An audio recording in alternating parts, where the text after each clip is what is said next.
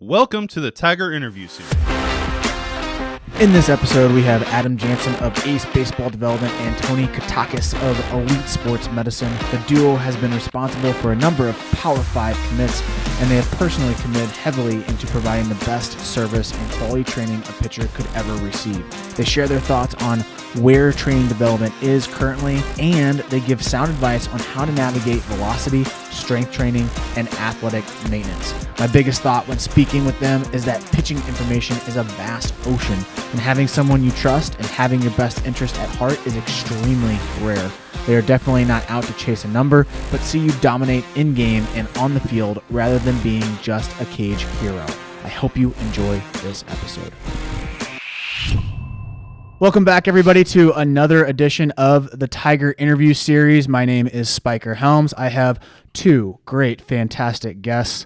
The wonderful Adam Jahnsen. We just did a recording of the closing pitch. If you have already listened to that, this is the new episode with Tony Katakis. First off, I love the last name. It's very Greek. But it's just I love saying it. You are a chiropractor. Yes. And just to give you a little bit of backstory, I have done an interview with an orthopedic surgeon, Dr. Alexander Aleem. I'm planning on doing another one with a doctor who does PRP and STEM. Right. You are my first chiropractor. Perfect. And I feel like this is going to be a very fantastic conversation because of your expertise. And also we have a pitching guy. And how I'm viewing this is that he is my liaison for the arm because I'm a hitting guy. Right. And I'm on this kick right now where I want to learn as much as I possibly can about pitching because a little bit of backstory with me is that I was a good pitcher in high school, pretty decent, but I literally plateaued on velocity. I went from, I was throwing 81 to 83 as an eighth grader, and then literally that's all she wrote. Yeah. That's all I did. So, and then down the road, which is why I love talking to PRP guys in STEM, is that that's what actually saved my career because I had that procedure and I had arm injuries. So I had a forearm issue here where it was the ulnar collateral, which is a nerve, and literally was numbing myself out. Really? Yeah. So I'd have my ring finger and my pinky finger would just go completely numb because that nerve was rolling. Yeah, that ulnar nerve clicking back and forth. Yeah. And then I had the ulnar collateral, right? That got torn just a little bit. And then PRP literally saved my career. That's awesome. Yeah. Crazy, right? No surgery. Yeah. I'm not like Dave where he has this huge gash in his arm and named it and everything. So I'm lucky on that, right? So give a little bit of backstory of who you are, origin story, and then Adam, I want you to jump in for people that have not listened to the closing pitch. Kind of give a little bit of elevator pitch on who you are as well. Okay. So Tony, go ahead, give us a little backstory who you are. All right. So like you said, my name is Tony Katakis, and I am a chiropractor. And along with being a chiropractor, I am also a strength conditioning coach, and so prior to coming to chiropractic school, I had spent some time in the private sector of strength conditioning. While I was in chiro school, I also got my master's degree in sports science and rehabilitation. So I am very much geared toward the sports side of things. That is my specialty. I don't spend a whole lot of time working with geriatrics or little kids. My specialty is sports. And so working with Adam, we've kind of carved out this little baseball niche, which has been awesome. And I also just enjoy working with the athlete in general, because when I grew up, I was an athlete and sports were everything, right? I played football growing up, and that was my main sport. I ended up playing in college, and that was the most important thing for me growing up, was playing football in college. And the reason I'm actually a chiropractor is because when I was in high school, I had this hip injury. And through this process of this terrible nagging hip injury my junior year, right? And everybody knows that junior year is pretty important when it comes to recruiting and all that. Unless you committed as a freshman, which happens, but not for me. I wasn't that good. I was a good athlete in high school, but overall probably pretty mediocre at the advanced level. And so I was just trying to make it. And I couldn't really play at the level I wanted to because of this hip injury. What was the hip injury? It was femoral acetabular impingement with some Holy labral crap, that is a irritation. whole bunch of words. I have no idea what it means, but I'm fascinated. Basically, and I could go on and on and on about FAI, but my ball and socket joint of the hip was not getting along very well. So where would that be at, like near the hip flexor or underneath? So it's the joint itself, the hip joint as it goes into the pelvis. It's your hip is basically a ball and it inserts into a socket and it kind of moves around and does hip stuff from there. And so there was some pinching and some issues inside the hip. And I had a ton of stuff going on functionally, which I'll get to in a second. But long story short, I went to all these surgeons who saw me for a hip. They didn't really care about the kid who wanted to play football at all costs, who didn't think about anything else beyond this one thing, playing football in college. I was a hip. Right? And were they hip specialists? Yes. Oh, yes. They were hip specialists. They were hip specialists, and they were. I love how you said, "Oh yeah, they're hip specialists." That's literally all they did. So did they just go like straight, like, all right, we need to knife you up? Exactly. Really? And I'm from Detroit, ish, and so I went to the best people in Detroit, or even the best people in Michigan. I went to the highest recommended surgeons at the time, and when I was there, like I said, I was looked at as a hip, and they said, you have a hip problem, and this is the only thing we can do for your hip problem. And like you said, it's basically, we need to knife you up. We need to open everything up. We need to shave it down. We need to do this whole process. You're going to be out for, a whole bunch of months, and you're going to miss your senior year of football. And for me at the time, without any offers, that was everything, because I had a terrible junior season because I was hurt, and no offers. I wanted to play in college. I needed this senior year to go well. And isn't that the same thing that Bo Jackson dealt with? I believe so. Probably. It was a hip thing where it was like a freak tackle. That was. I think he broke it, didn't he? Though. Yeah, it was a break. That's a little bit more traumatic. Where mine was more of just like the way that the hip was shaped, and then as I continued to run and play the sport, it started to develop into a problem. And so, like I said, long story short. Hip specialists, all of them, told me I was done. I needed this surgery, and I was crushed. You can imagine being that young kid who cares about one thing, who, at this point now, that one thing is taken away from you. I didn't know what to do. So I actually, I accepted my fate, and I was like, you know what, Mom? Oh, you got the surgery. No, I didn't. Okay. Yeah, because my mother talked me out of it. She was like, oh, I've heard really good things about this chiropractor over here. Why don't we just go try it out? And I was like, no, Mom, you don't know. These are the best surgeons in Michigan. They know what I need. I'm not going to go anywhere else. Why would I? And so I end up going to this chiropractor who's just like a small town local chiropractor, amazing human being. But he was the first person through this whole process to look at me beyond just a hip, right? He looked at other things. He looked at the pelvis. He looked at the core. He looked at ankles. He looked at knees. He looked at everything. And that holistic perspective led me kind of on this path to eventually going to this big training facility in Ann Arbor, or not in Ann Arbor, in Auburn Hills, Michigan, just outside of Detroit. And there I ended up working with a PT who did the same thing, looked at other things outside of just the hip. And we found a ton of stuff.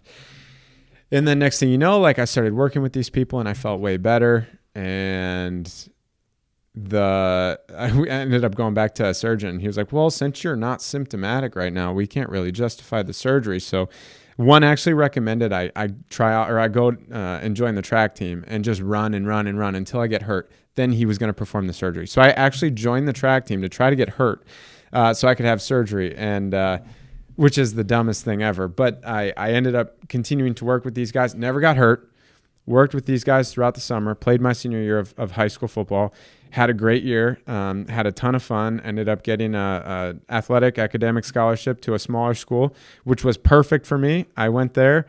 I basically played in college, had a very mediocre college experience, and got it out of my system. And that was when I decided to transfer all this energy I had for football and basically translate it into what's next, And in this case, sports medicine, working with athletes, helping athletes with whatever they have going on. And when I see an athlete, seeing them as more than just an elbow or just a shoulder or just a knee or an ankle or a hip, right? And I'm sure we'll get into this at some point, but when I look at athletes, when I work with athletes, I take a very holistic approach. And I look at it's almost like asking why. Yes. Why does that shoulder hurt? Right. Why does that knee hurt? Mm-hmm, mm-hmm. It's like Eastern medicine. Exactly. So I'm married to an Indian woman, and they are all about like, oh, you don't need medicine. Just do this. The why. It's the why. So if you were to come into my clinic today, I will basically, I'll most likely go through this whole spiel about you have a what diagnosis and you have a why diagnosis.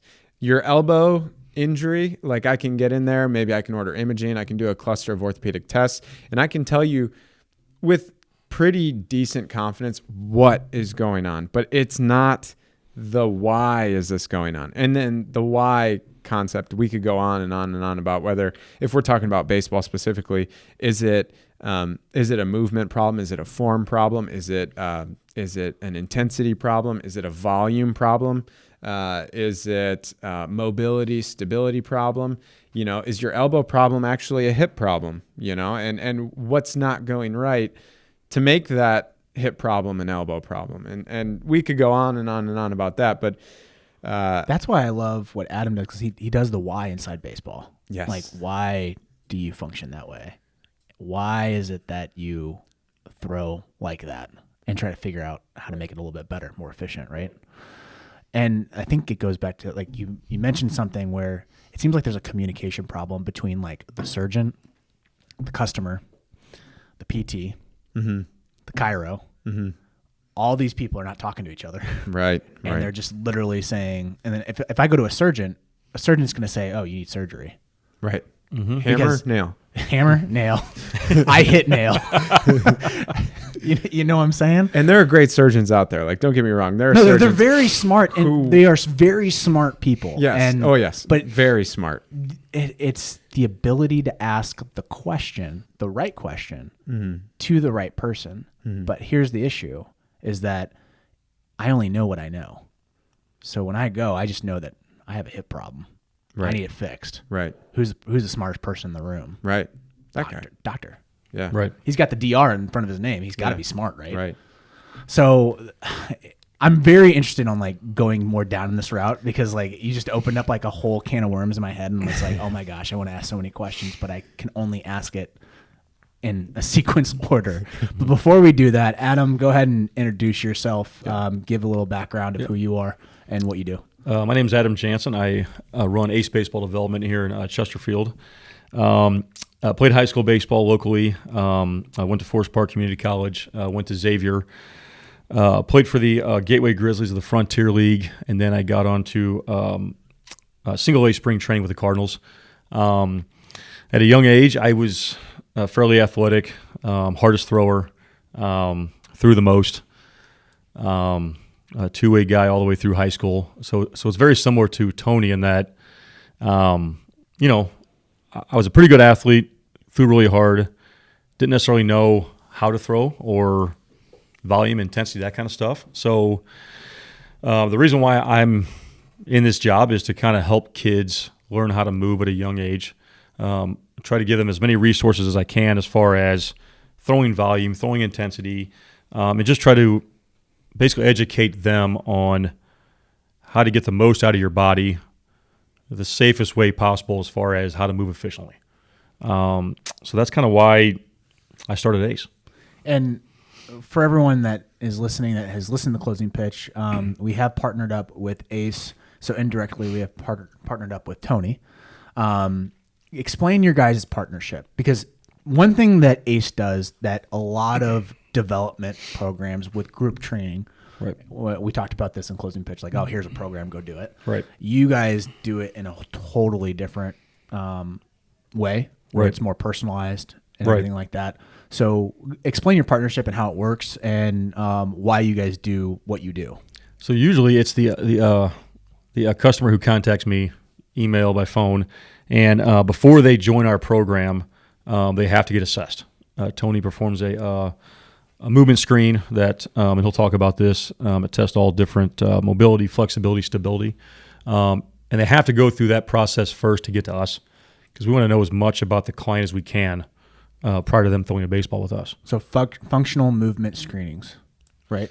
Right, but not the FMS. We are definitely taking them through a screening process, but it's probably more of an assessment than it is just a screen. Like a screen is designed to, pick out who the red flags are maybe. And we do have components of that for sure. But we are also diving into specifics of how you move and how well you move. And it's, as I was saying before, when I said I take a very holistic approach, the ACE baseball assessment is very holistic. We're looking at shoulder mobility, both internal, external, both active and passive, meaning active, how far you can take it back, and then passive, how far when you're relaxed, can I stretch you back?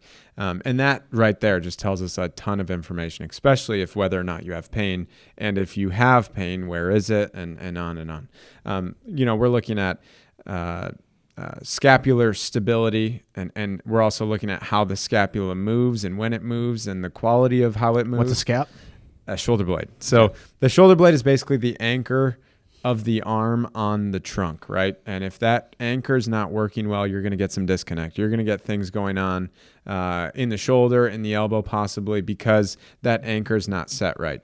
We're also looking at how well the trunk rotates. And so if your trunk, if your T-spine, your thoracic spine isn't moving or rotating well. Where's the T-spine at?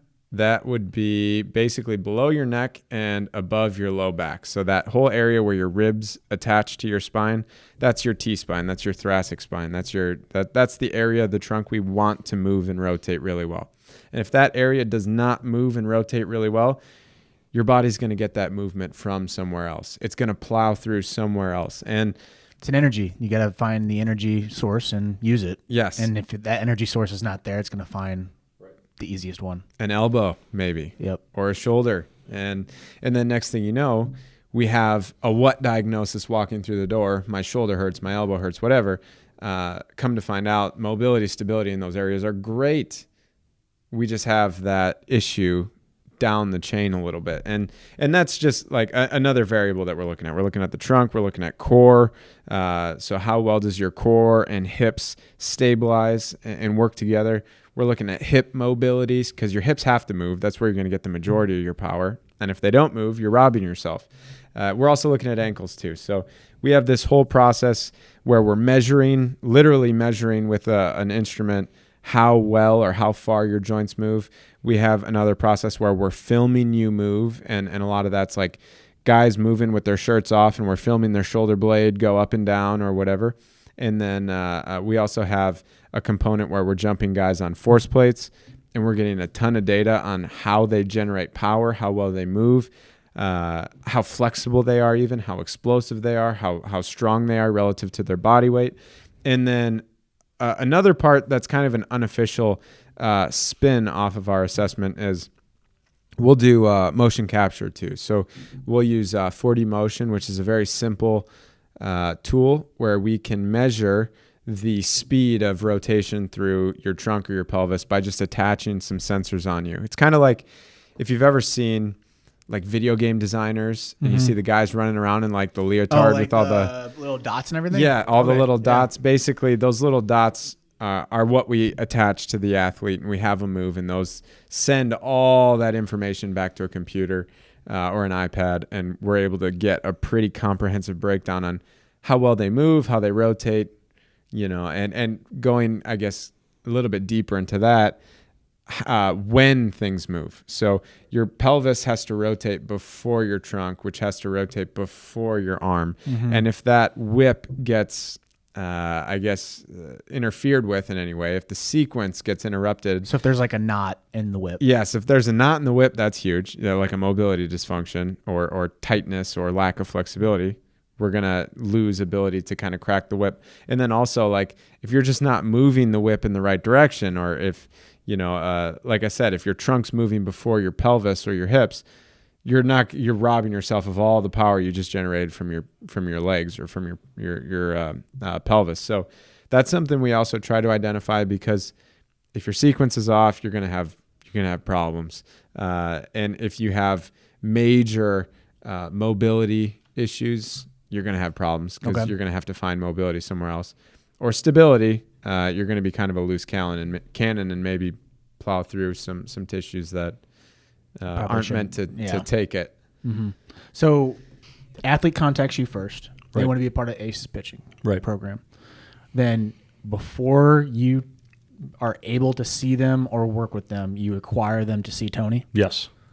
Without a doubt. Absolutely mandatory. That was very absolutely mandatory. That was like, I don't care who you are, I'm sending you to Tony. And that's exactly what it is too, because it also kind of weeds out the pitchers that may not. Well, also, that's a liability on it's your a liability end too, right? Because you are promising the customer that we are going to make you an efficient pitcher. Right. And if you don't back it up with some type of medicine, you're just shooting from the hip. Well, that's the thing too that we talked about too is the last podcast is trying to create a culture, teaching the consumer that it is more than just a pitching lesson or a hitting lesson.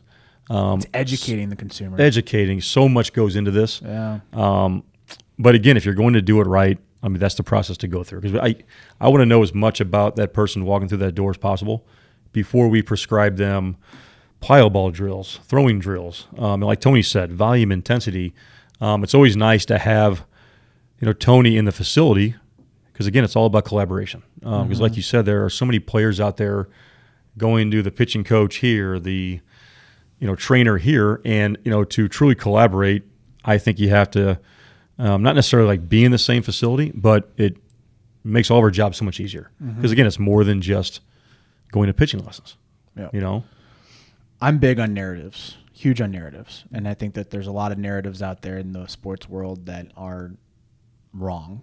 One example being that softball pitchers don't have arm injuries. That's a huge narrative that is not correct, right? Chiropractor, whenever you hear chiropractor, that's I already know. No, that's why I can't stand calling you. It's a shame because I feel like if you shut out something, you got to know what it is. Instead of believing like, oh, Susie said that this chiropractor does this and it's not right. Instead of going to the source and like really listening to who you are, right? So to people that are listening, don't think that this is voodoo. Like, don't think it's voodoo.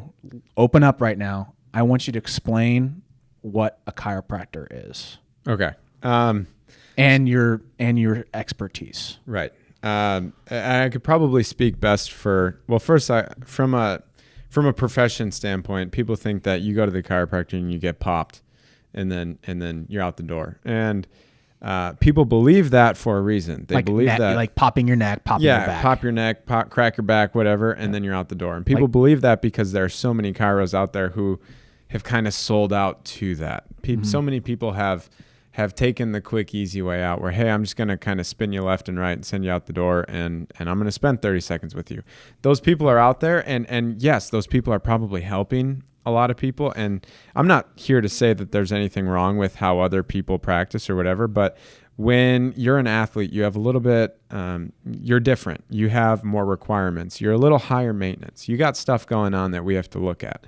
And when I work with an athlete, I'm trying to look at as much of that stuff that's relevant as possible, right? And so when I'm working with somebody, yes, I use manipulation, which is maybe the what people associate with popping, cracking, whatever. I'll use manipulation in areas that need it. And areas that need to be moved like that are areas that are stiff, areas that are stuck, areas that don't have that prerequisite mobility. And it's just a really good, powerful tool to open up that joint where it's restricted, in addition to talking to the brain and stimulating the brain about that spot that's a little stuck. And so you get a lot of magic that happens when the brain is talking to the area that's stuck. Because so like when you hear that pop, basically the brain is saying, oh, we need more resources towards that area? Well, when you hear the pop, that's gas being released from the joint. That's us moving a joint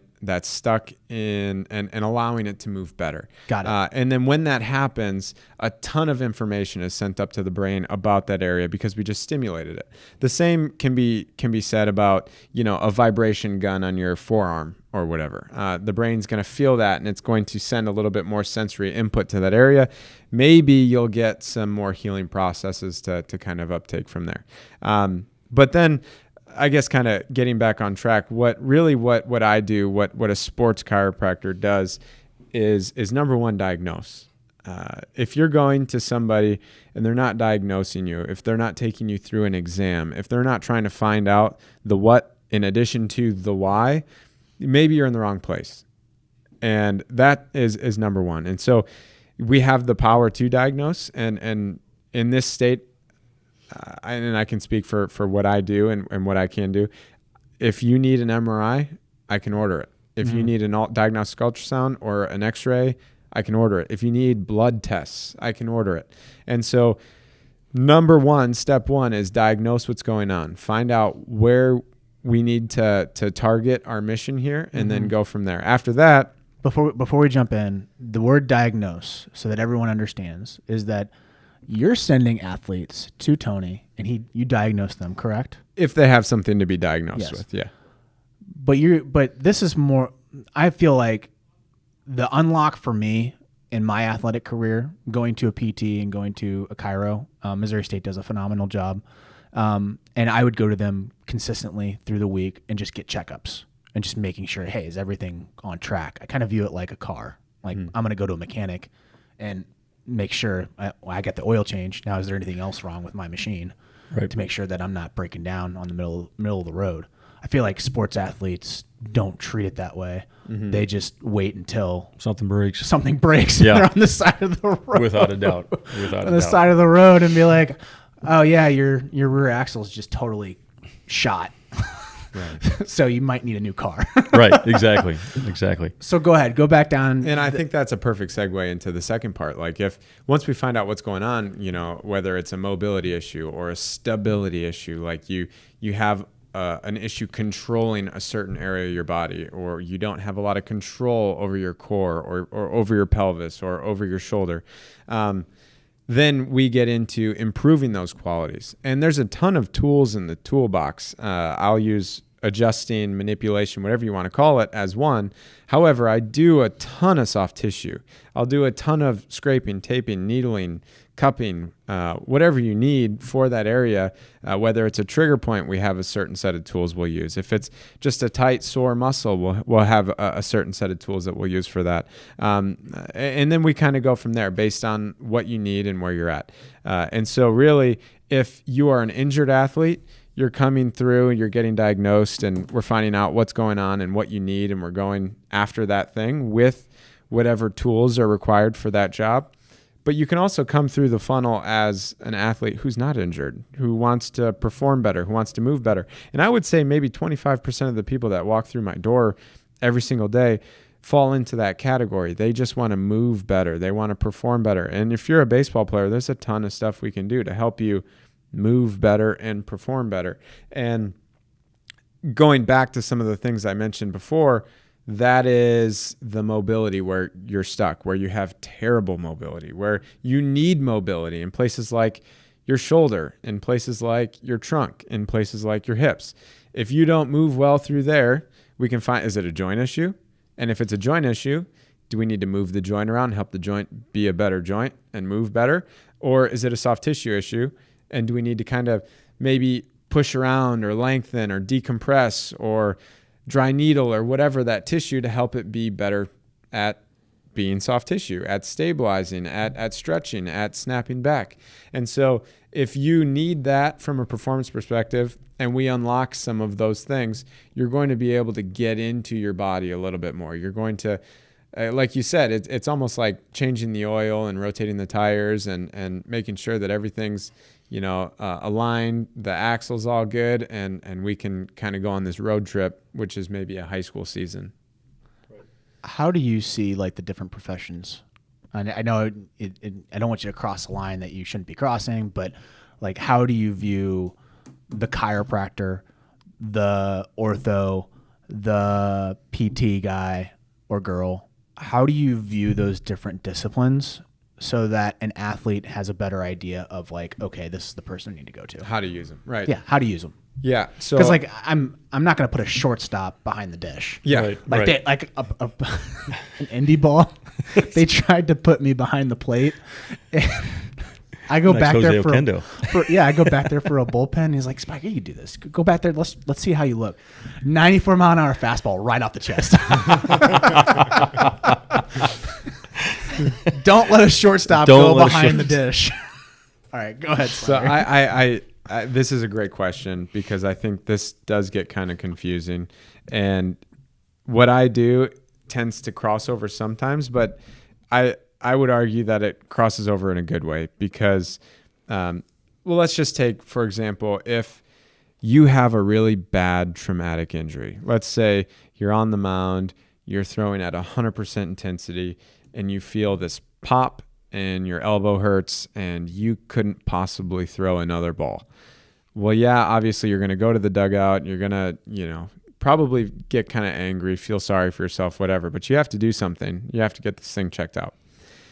If it's that kind of injury where you can't throw again, something's wrong. Know that something's not right. You know that it's probably pretty serious. Like literally when you pick up a ball, like you literally drop it. Yeah, you should go straight to the orthopedic surgeon who is the guy in the area. And that doesn't mean that person's just going to do surgery. I probably had just a bad experience. Everybody's different. And I can say that the orthopedic surgeons here in St. Louis, the ones I've worked with, the ones that I've sent people to are great. Never once have I been in a situation where I was like, they suggested surgery. I think I just had a bad experience, and I hate to kind of throw shade at them. My experience is pretty similar to yours. Like literally, the guy's like, "All right, let's cut you up." I'm like, "What?" I just literally stepped into this office. Right. He's like, "No, I've seen this plenty of times. We need to cut you up. Actually, I have the tools right here. Mom, sign the papers." Do it now. Right. Well, I think. Yes, you got that bad injury. Go to that person who's most likely going to address it first. What they're going to do is they're going to order imaging, and then they're most likely going to schedule your date if you need surgery, if something's torn. And a lot of good orthos work with a lot of really good PTs too. And so you got injured, maybe you need surgery. They're going to schedule the surgery. That's where you need to be. And then after that, say you go and have surgery. Well, then you're going to get sent to PT, and post-surgical, like that is where 100% where you should be. You shouldn't be anywhere else but the physical therapist. I've worked with guys who are post-surgical, but not right after. And if I am working with them, it's it's together with another PT. It's with somebody who's doing the primary work of getting the range of motion back or whatever they need for the specific case. But let's kind of look at the other end of the equation. Say you're on that same mound, you throw that same pitch, and it's not an explosive injury where you're like, oh my God, it's over. Mm-hmm. Say you have a little tweak. You don't need to run for the hills right now. Maybe it's something very minor. Maybe it's nothing at all. Maybe it's just a little soreness.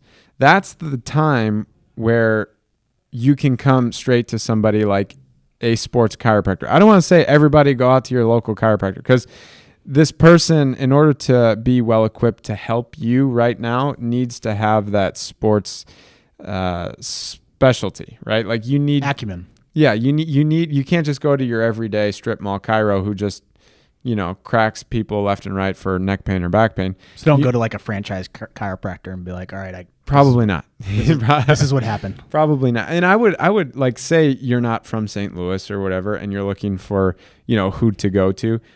Find the baseball guys, find the sports guys, find the trainers, because we're pretty locked in. Yeah. They're in touch with the people they need to be in touch with, and then their referral network is going to be a lot better than you going to Google and finding out where to go. Yeah, because there's only a certain amount of PTs that I trust. Mm-hmm. And there are a lot of good ones here in St. Louis. And I think even like what I do with athletes can be somewhat interchangeable with what some of those people who I really respect and trust here in town do. And I would have no problem if someone says like, oh, hey, I'm going to go down the street and work with this guy. I'm like, okay, cool. Call me if you need me. But if they're, in some random, place that doesn't exactly do what they need, well, then I'll maybe talk to them and maybe point them in the direction of that other guy. Or maybe I'll offer what I do or whatever. But from a just general movement or performance perspective, there are a few people that can do this job. That's what I really specialize in. That's what I do. And there are other chiros here in town that do it. And so it doesn't just have to be from an injury, but like I said, say you're not full blown, everything's gone, you need surgery now. We can then give you what's called a trial of care, meaning we're just going to treat you for maybe a couple weeks, 2-3 weeks, and see what happens. If you don't get better, then we're going to send you over to the ortho, who's going to maybe want to take a little bit of a deeper dive with an MRI or something like that. But if you do get better, then good news. You can go out and do your thing. Go ahead and play. I guess also from another, going back to the injury that's severe, say you can't get into the ortho for a week or 2 weeks or 3 weeks. Well, then you can come to me. I'll do the same exact cluster of orthopedic tests and take you through the same exact exam that your ortho will. And I can order the MRI right now, so you have it when you do get that appointment, so that your transition from that appointment to whatever you need after that is a little bit quicker. That's another case where you could utilize somebody like me. If you're in St. Louis, I've done it with a ton of guys here in town where they have their MRI ready to go. They go to the ortho, and the ortho's like, yep, that's what you need. And then they go ahead and have done whatever they need to have done. So the people in an athlete's corner, I've named all of them, right? Mm-hmm. Oh, yeah. There's no other profession that I'm missing? No, yeah. Physical therapist. Physical therapy, chiro, ortho. Okay. And you, like I said, if you have a really good PT, you could probably get some of the benefits of having a really good chiro. There's so much overlap between the two. That's what I want to get down is like, what's the difference between a physical therapist and a sports chiropractor? Mm-hmm. Well, for me specifically, what I do not touch is somebody post-surgical. Like if you just had an ACL surgery, you're going to spend a lot of time with a PT for a while before we do anything. Would this be a fair assessment, like a fair analogy here, is that you're kind of like the car mechanic that can do the oil change and figure out what's going on wrong. Mm-hmm. Your collision repair guy is your ortho. Yeah. Oh yeah. Yeah. And then your PT guy is like, all right, we can repaint the objects on the car. Wait, and they work really well with the collision repair shop. So I would even argue that their PTs would work really well in that collision repair shop, where I can almost be your wellness guy, where you're coming in and getting your oil changes and your rotations and your checkups and that kind of thing. And certainly, like, yes, if you have a real injury that doesn't require surgery, there's a ton of stuff we could do, whether it's rehab, whether it's soft tissue, whether it's joint stuff, whatever it is. There's a whole big bag of tricks that we could kind of throw at it to help whatever you got going on. Gotcha. And I think also you were talking about people in your corner. I think the biggest. You wouldn't call them tricks? Would you call them tools? Yes, tools. Because I don't want someone to be like, I knew it. It's voodoo. The cat's out of the bag. And I think if you're working with a sports person, they're most likely fairly evidence based, and whatever they're doing is going to be backed up by research or literature or whatever. They're going to have a strong point on the fact, like, hey, this is why it's happening. Right. Okay. And there is one thing I also do want to touch base on. You talked about people in your corner. And this is something I've told Adam a million times. In a lot of cases, Adam is a better clinician than I am, because say that same person with the elbow problem came into my office and it's not full blown, maybe it's a little tweak, and they see me and I'm doing all this stuff, and yeah, maybe we're getting some improvement. If I send them to Adam, and Adam looks at them and identifies what they don't do well from a pitching or throwing mechanics perspective, 9 out of 10 times, if they fix that little flaw in their movement, they're fine. And Adam's the one to identify that. Makes the a lot of pitching sense. coach is the one to see it, identify it, fix it. Then we're taking the fuel off the fire. We're taking the gas off the fire with whatever they're doing incorrect. and then from there, whatever I do is more effective too. So I think like a really good pitching coach who understands mechanics and safe mechanics and identifying bad ones is a better doctor than your ortho, your PT, your chiro, or whoever. Right. It's so important. That makes a lot of sense. And that's So why, important. I mean, us as like pitching coaches too, I think every time we get around March, parents and kids are like, okay, here's the spiel about in-season work. The fact of the matter is, we don't see a lot of these kids in the spring and the summer because they're out playing. So if they can come in once a week, twice a week for their maintenance stuff, because it is very, very common for an adolescent pitcher to get out of whack pretty quickly, whether it's a volume, intensity thing. It's just a normal thing for a younger pitcher to kind of get out of whack. And if they can come in once or twice a week during the season, while they're also strength training is a big thing too, they have a much greater chance of success. How do you think about peak performance?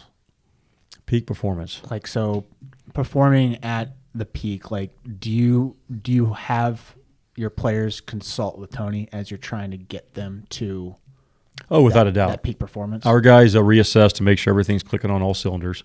So you do assessment in the beginning. Mm-hmm. Do you do an assessment Yes. in the middle? Yes, we also reassess, which You after they're reassess, okay. assessed, Tony prescribes a correctives for them, which they do with us as part of their pre-throwing routine. Okay. Tony also has them do it back home at the same time. For a lack of a better term, I think once they outgrow those correctives, they may need more advanced correctives, or if something changes in their body, he may prescribe something different. Is that right, kind of? Yeah, so we have progressions and regressions to everything. When we identify whatever you got going on in the beginning, we'll prescribe a 6-week program for that thing. And every week you get slight tweaks in the program and it gets harder, or the exercises change or whatever. And it's very specific or tailored toward what you got going on. We kind of put you in a bucket, whether it's a shoulder mobility problem, or a trunk mobility, or core stability, or hip mobility, or whatever it is. We put you in that bucket, and then we take you kind of along a continuum of let's advocate for the basic movements first. Let's get you that foundational stability or mobility, whatever you need first. And let's do it consistently. Let's try to get it done every day. And then part of the program I send them is on an app that tracks adherence. And so there have been guys that have gone through it. We don't see much change. And then I look at the app and they haven't logged in at all, ever. Not once. Or, So you have to trust. Well, that's why compliance is such a big. and you can hold big them deal. accountable. So, like, what are they Right. plugging into this app? Basically, it just tells me if they accessed it. So when they download the program, it downloads this little app that's very simple. And then they can even set reminders for themselves to do it and all that. And then What are they logging in? Are they logging in? they don't. They just have to press like complete. Oh, So okay. they could sit there and lie to me and just press complete. However, I think most of the guys that go out of their way and we see really good adherence, those aren't the kids that are just logging on and pressing complete, because you see the results in the next assessment. You see what's gone well and what hasn't. Also, I think going along the reassessment train here, we've had guys that have gotten assessed, looked great this time, or not, a little bit before this time last year, right before COVID hit. We had guys coming off of their off-season program and have spent a ton of time working on their bodies and their mobility, stability, strength, all that stuff. And we had that pre-season assessment and they looked amazing. And then they were gone. And then they were quarantining, and maybe they just sat around and did nothing. And then we reassessed them when we all kind of got back together, and wow, like they went down hard. They lost a ton of mobility. They lost a ton of Because stability. they're not doing anything. They right? weren't doing anything. And This so, goes back to that lifestyle quote. Like, Yeah, you it has and to be a Fitz, lifestyle. like, it's a lifestyle. Like, you just not doing anything. Yeah, like you're healing, but at the same time, like you're actually getting more stiff. right. You can't just be like, oh, well, I scored this, therefore I am that all the time. Yeah. It's very much a process that you have to kind of nurture and play with and continue to feed. And if you don't, then you can regress. And so part of the assessment process, or the reassessment process rather, is making sure people aren't regressing, and that they are seeing results. And if they're not seeing results, why are they not seeing results? And it's all about gaining the foundational baseline movement competency first, the basic mobility that they need, the basic stability that they need. Because if they don't have that, they don't have much business throwing 90 yet, or a ton of volume yet, right? And that's the hard thing too, is like you can't tell a kid not to throw full speed. You know, he also has a season he has to play. But, you know, we will have kids who walk into their seasons, and I know there's a very good chance of either a lack of performance or injury. Because you know for a fact they're probably not doing exactly what they need to do. You're trying to domesticate the stallion. Right. It's tough. Exactly. It is.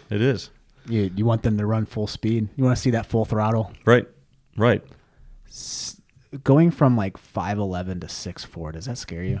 Oh, without a doubt. We see it all the time. The kid that grows 8 inches in 8 weeks. Growth plates and all that good stuff. We were talking about that last podcast where one of his players hit 90, and he was actually concerned.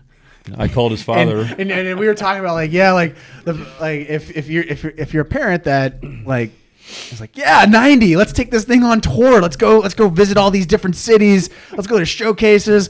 Let's throw you out there. Let's see what happens, right? And he was like, I have to have conversations with my clients like when that happens, because you throw 90, but then like what's the downfall of that if you go too hard too early? Right. Which goes back to domesticating stallions and trying to convince baby giraffes that they're still a baby giraffe. They're not a full giraffe. And this kid is a baby giraffe, and that's actually his nickname. But so like, you know, when those guys gain velocity, it brings me joy.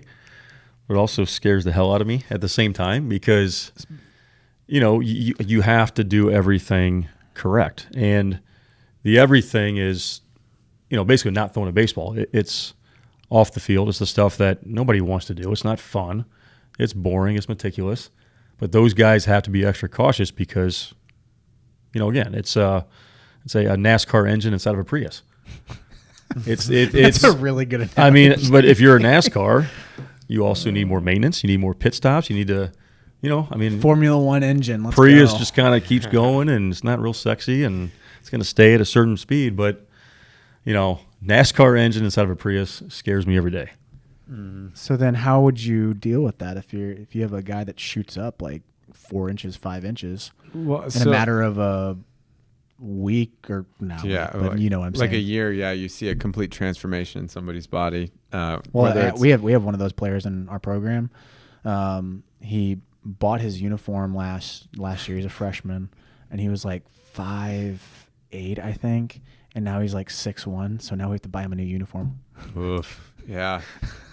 Those people, first of all, sometimes they are liabilities, and sometimes they're not, and most often they are. But liabilities meaning they anything could happen at any time. They don't high risk. They don't move all that well, and that they really need to focus on moving well before they pack on a ton of intensity, before they pack on a ton of force through the elbow or the shoulder or whatever.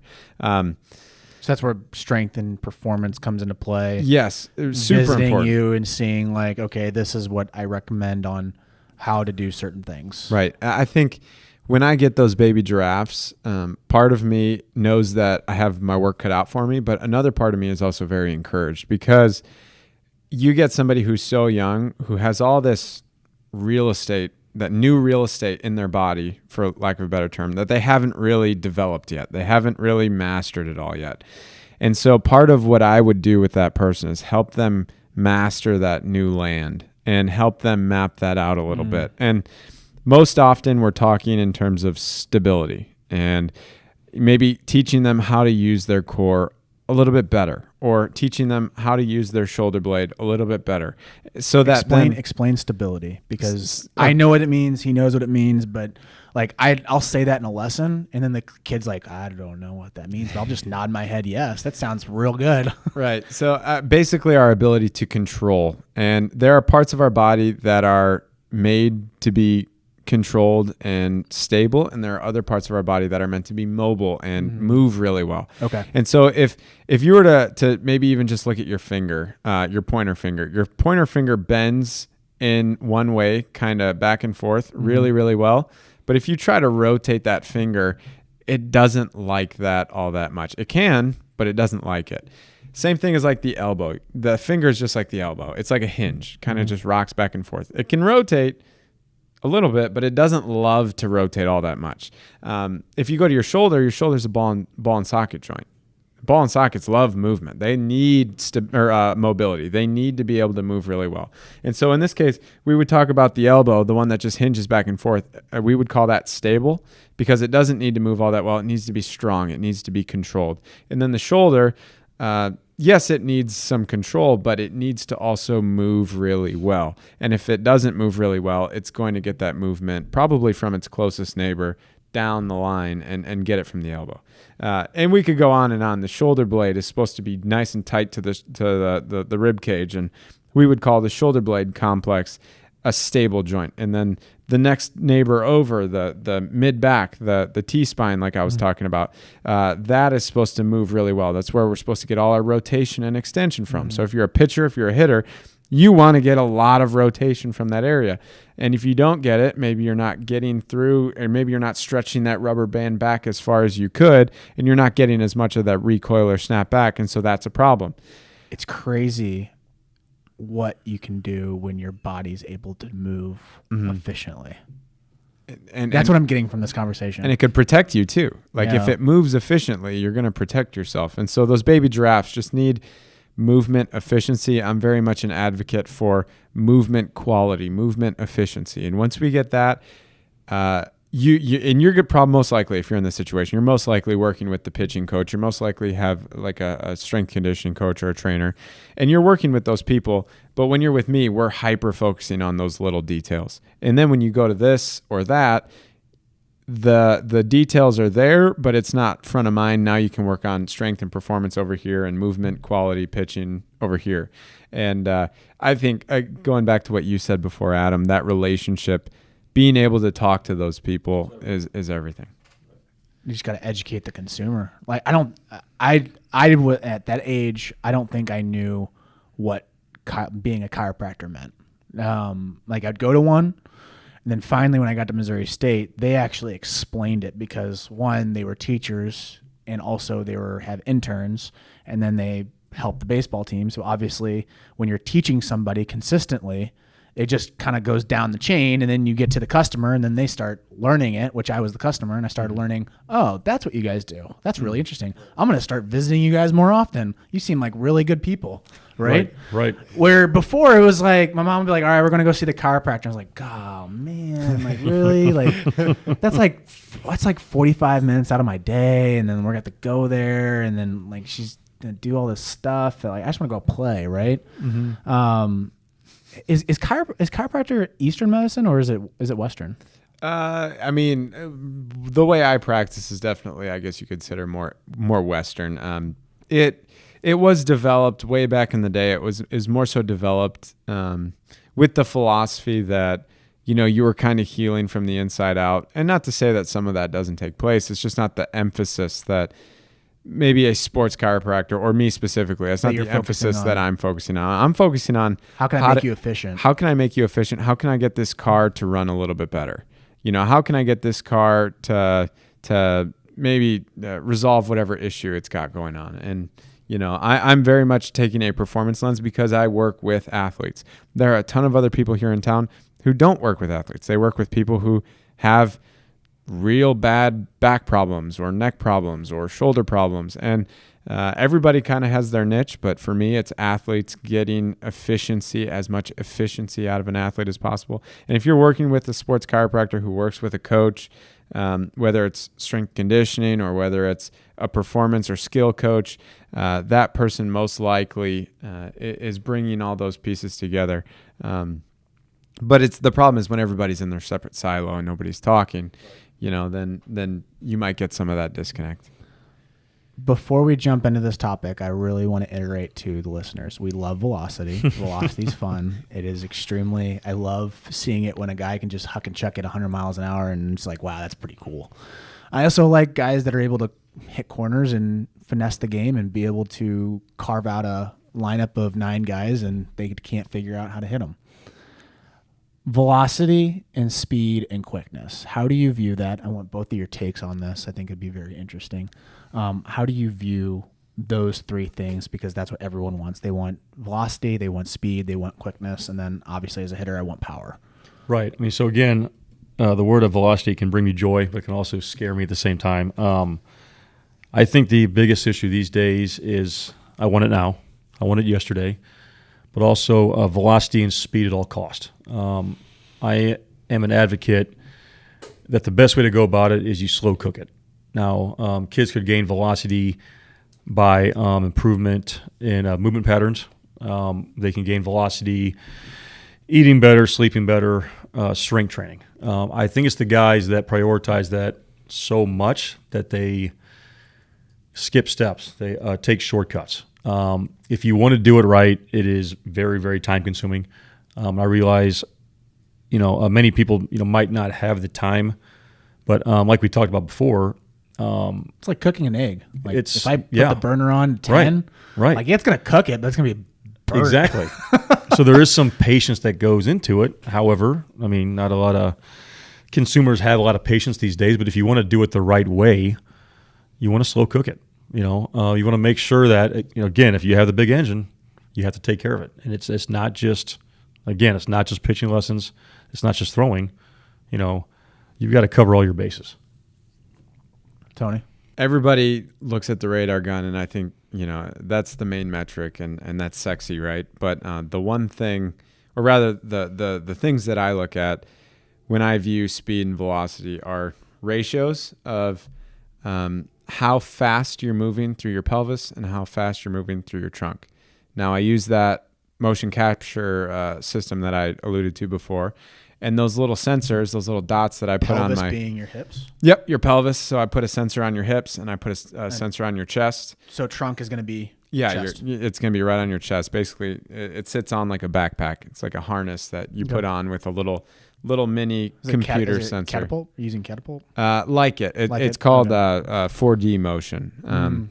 And so I have a buddy that works in pro baseball, and he works in the sports science department, and he basically walked me through how their pro, sport baseball side of things, how they use these sensors to, monitor their guys. And so the two main metrics that I'm looking at are how well how fast your hips are moving and how fast your trunk is moving. And I also look at the ratio between the two, because one's supposed to move a whole lot faster than the other. And if we see that they're equal speed, well, then that's probably a problem. We can also see when goes versus the other. So is it more of a whip, or is it just a swinging gait where everything's just inefficiently just sliding down?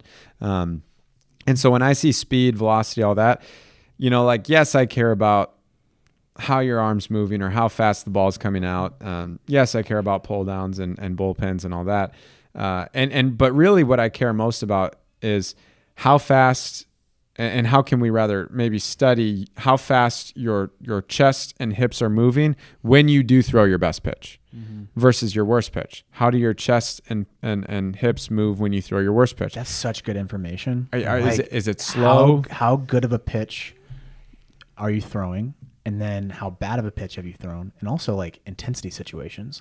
Like when your adrenaline's pumping, guy on second, guy on third, seventh inning, pitchers are totally different. Oh yeah. And it goes back to that bash ball versus the pressure baseball. Like baseball is completely changed now. The game is not played how it used to be, where like we mentioned, you're not getting in those tight spots. Pitchers are rarely in those tight spots in this season.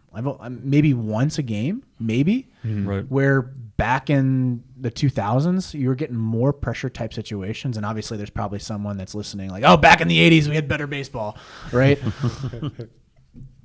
It's very important to understand, like from an injury prevention standpoint, what do you like when you have all the intensity on the world on you, and then also your best pitch versus your worst pitch? That's so important. When all the boys are watching you, like in Ace's case, like all the boys are watching you. They know you got your 100% bullpen today, and you're the guy who throws 90 whatever. Oh yeah, everybody is watching. Oh, I've seen the videos. It's pretty intense. It's not just them; it's also the guys in the weight room. It's funny. Like you could just be walking through, and you're like, wait, something's not right. You see all these kids in the weight room just like peeking over. Nobody's talking. And then I'm like, oh, wait, so-and-so's throwing a bullpen today. And like you see the numbers pop up on the radar. But, that would be a great time to study. How do you move in that type of situation? Or, how do you move in general? And if your ratios are off, if your pelvis and trunk are moving at the same speed, then that's a problem. Or if one's freakishly fast and the other one's slow, well, then we know that also part of what we do together is going to be working on getting that other part that's really slow moving better. And maybe, again, going back to the foundation, is it a movement efficiency problem? Is it just a strength and explosive problem? We'll find out. And that's another reason why it's so important to work with maybe the strength conditioning coach, because I know right then and there, this person maybe needs to throw a couple med balls against the wall and work on that rotational velocity of the trunk or whatever.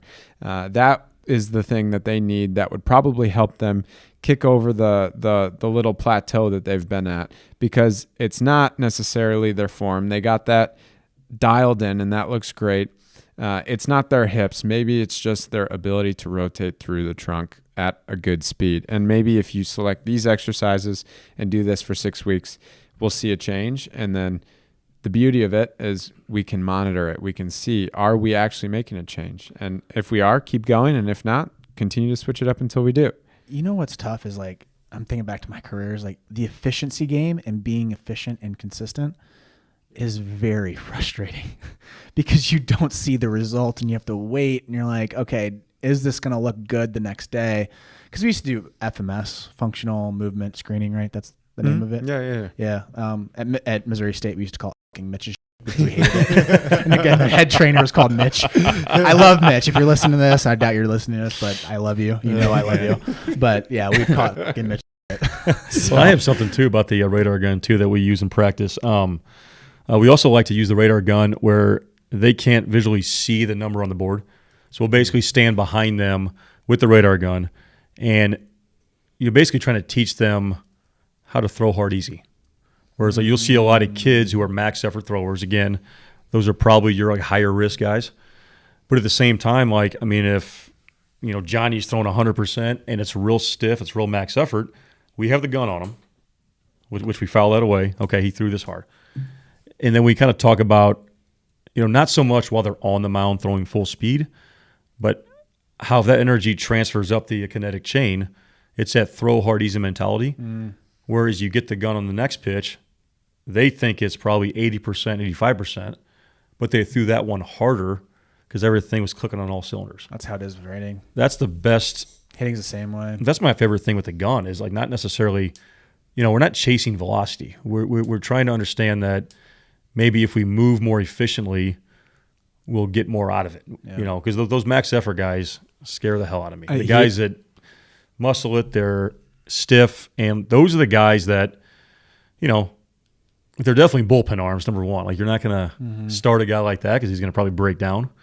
But trying to teach these guys movement quality, movement efficiency, which can get them better results. Yeah. That's and hitting the big, I think it's dying down. I don't know. Just another year we'll see. But exit velocity was a huge thing. Right. Like it still is, but like hitting exit velocity off a tee doesn't mean anything. Like, you still have another factor that you're not considering, which is you have a guy 60'6" that's throwing something at you. What's your exit velocity off of that guy, right? Exactly. Because that's not a controllable. You don't control that exit velocity. You kind of do, but you don't. Right. The thing that you control is barrel speed, and also how you're approaching it, what's your attack angle, what's your on plane efficiency. All those factors are super important metrics in hitting. Right. And I always go back to this as like, would you rather have the fastest exit velo, or would you rather have the longest ball hit? And always the hitter comes back and says, well, I'd rather have it hit farther. I was like, so would you care if your exit velo was 90? No, because it's gone. Right. Exactly. That's exactly. Yeah, you hit the ball 115 miles per hour, but it was a ground ball to the shortstop. Let's get something straight. At Major League Baseball, that's caught, and you're out. Oh, without a doubt. Yeah. We always make that joke that, like, if they PR in velocity, but it's out of the strike zone, does it really count? They say, of course, yeah. I mean, send me the video. You know what I mean? But It's not black or white though. There's a lot of gray, and it depends. Yeah, it depends. Like, do you want exit velocity? Yes. Do you want throwing velocity? Yes. But are you locating and are you hitting the ball farther? Well, that's why I take offense to people calling ACE a velocity program. Like they mean it in a very positive way. So you got mad at me last podcast. I did get mad at you. I was about to walk out, and I was this podcast. Take my ball and go home. Tony, exactly. Tony, we're not doing this podcast. No, it's just I just know what it means to so many people. It's inaccurate. It almost like cheapens it. So I get it. Like, we want to help players create velocity without focusing just on velocity. It's the process. It's how to get there. It's everything. It's everything. You know what I mean? It's a holistic approach. Right. And I think that's what you said in the beginning of the podcast. Being a chiropractor is a holistic approach. I got to know the why before I can actually say, hey, yeah, you do need surgery, or hey, we need to look at something a little bit differently on this problem. Right. So, injury prevention versus making gains. What's more important? I mean, because I'm somewhat. Because we had sorry to interrupt, but we had a strength and conditioning coach in here, and I didn't get to ask him the question, and he kept on saying injury prevention. I've heard that all my career, so I want to leave it to you on this. Like, what do you think is more important, or is there we can't level it by importance? They're both the same. Like, how do you view it? I'm a little biased, obviously, because I work with injuries all day, every day. And I know that if you are injured, you can't necessarily go out and do the thing that you want to do. And we want to avoid injuries at all costs. Not every injury is created equally. Of course, some are more severe than others. And some may come at a cost of training really, really hard. And that's something that I have to deal with people all the time. However, I'm still that advocate for good foundational movement, being able to move well in the ways that you're supposed to move. So making sure you have the prerequisite mobility and stability where you need it. And then once we get that foundation down, then you need to hammer away and try to get all the gains that you can from there. But I guess it goes like hand in hand, right? Like, it has to. And it's like almost more like would you say like an 80-20 split or a 60-40 split? It depends. It always depends. It depends. So I think really, like, as long as, say you're not injured and there's nothing wrong with you, as long as you're taking the time to address the movement stuff that you need to address, the stability stuff that you need to address, and continue to do your thing, you're not going to have any problems, and you should go for it. Give it everything you got and try to get all the gains you possibly can. But if you're having issues, like, there's no reason to continue to throttle yourself into nothing and have serious breakdown. That might be the time to maybe dial it back and focus on the prevention side of things if you are that guy. So it depends. It depends kind of what you're feeling, where you're at, what your main issues are. At the end of the day, I think everybody needs to have a certain level of movement competency, a certain level of movement efficiency, and then from there, the sky's the limit. What's your recommendation on this? Because again, people are probably listening like, man, this is freaking great. I love the information that I'm getting. But like, how do I apply it to my kid? Or if I'm a player listening to this, like, I get it. So should I just go call up the next chiropractor I see? Like, go on Google and type in chiropractor and then call that person up? Yeah, I that's the tough part. Like I said, is there any practical things that they can work on or anything like that you can recommend? I think if you don't have any injuries or issues or anything, I think the best place to be is the trainer, number one. Like, you go to find a good trainer. Don't just go to, your mom's best friend. You're talking about strength and conditioning? Strength and conditioning, yeah. Okay. Go to a good trainer who knows what they're doing. And that could be a skills guy, it could be just a regular strength conditioning guy. Because going back to what we said before, you guys are the ones with the networks. You guys are the ones that know people. You guys are the ones that people like me want to know. Mm-hmm. And if I am a baseball guy or if I'm a sports guy, you better believe that I know who you are, and I'm trying everything I can to get you to know who I am. So I would really start with your trainers, your coaches, and see who they recommend. But then also do your homework. And if you're just getting sent to somebody's best friend because they're their best friend, maybe continue to explore. However, if you do your homework and you see that this person specializes in sports or they do look at the big picture, then go there. Some specific certifications and stuff that might help steer you in the right direction. There's a certification called On Base U, and there's another one called SFMA. It's kind of the assessment version of the FMS. That's one that it's also through functional movement systems. Some other providers you might look into are like FRA or FRC instructors or providers. And then I use a lot of DNS too. So there's maybe an online directory where people use DNS, which is short for dynamic neuromuscular stabilization. Those are all people that you might, like, if you were to search those things, you might find somebody in your town that would be pretty good. But the first thing above all else is find a good trainer, find a good coach who has a good network, and start there, because they're going to be able to help you in your big town or small town or wherever you're from. And maybe it's slim pickings where you're from. Then you got to kind of work with whoever you can, or maybe you have to drive a little bit, but start with the coaches, start with the travel coaches or whoever you're working with, and they should help. That makes a lot of sense. I didn't get this question in during the velocity side, but is there a point where the arm breaks and you can't throw as much? Like what's the number that arms can go to? Like right now it's 103. Oh, I would love to hit 106, didn't they? I would love to know that answer. I don't think it keeps going up. I mean, it depends. It depends on your hardware. It depends on, your movement or your like joint pliability or your soft tissue pliability. It depends on your movement efficiency. In a perfect world, who knows? But it depends. You're going to have a lot of things that are maybe holding you back from getting there. And if you can work through all that stuff first, that it's an interesting thought experiment or Well, we'll I thought see. like 100, you can only hit that a couple times in a season. Now, like it's just being blown open every single time. Like it seems that every 4-minute mile. It is. Yeah. I mean, 100 is like common now in Major League Baseball. It seems like every team has a guy. Right. Before it was just Chapman, right? The Cuban Missile. And I remember watching him for the first time. He came to Busch when he was with the Reds, and I was like, oh my gosh, we get to see Chapman. And the ball coming out of his hand was just special. Electric. Right. It was electric. And now it's like, I watched him with the Yankees, like, oh yeah, there's that guy again. There's that. Yeah, he's just one of. It wasn't like Cuban many. Missile where you're like, dude, that guy, I love watching him throw. Now it's just like, man, I'd rather see Reyes throw. I'd rather see this guy throw, like DeGrom. Like I love seeing him throw. Right. It's very interesting. Right. So, guys, I really appreciate this conversation. This is awesome. I know we Thank you very much, didn't really go through the sequencing of these questions, but I felt like it was very valuable.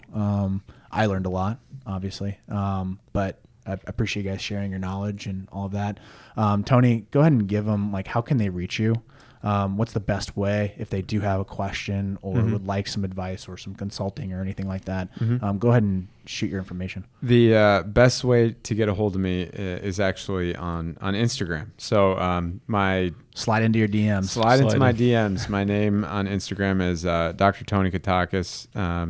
So my name is spelled TonyKatakis. If you're listening to this, it's right there. And then, go ahead and send me a message. I try to post some content that might be helpful for athletes on there. And that's the platform I use the most. And so if you have one of those, send me a message. And if not, you could probably look me up on Google and find my website. And there you'll have email address, phone number, all that. So Instagram first, and then my website is elitesportsmed.net. So you could find all that information there as well. And St. Louis Tigers, if you are part of the high school program, more than likely you will see him very shortly in the fall. Adam, go ahead and give your... So same. It's Ace Baseball Development on Instagram, and then Twitter, it's Ace Baseball Dev, DEV. Slide on in and Slide on in taken and care of. let's talk shop. We'll get you into Tony. Yeah, exactly. Thanks, guys. Make sure that you subscribe to this podcast, subscribe to the Closing Pitch, subscribe to the Tiger interview series. If you want to see our beautiful faces, go ahead and go onto YouTube and subscribe to that channel. Closing Pitch also has its own individual YouTube channel.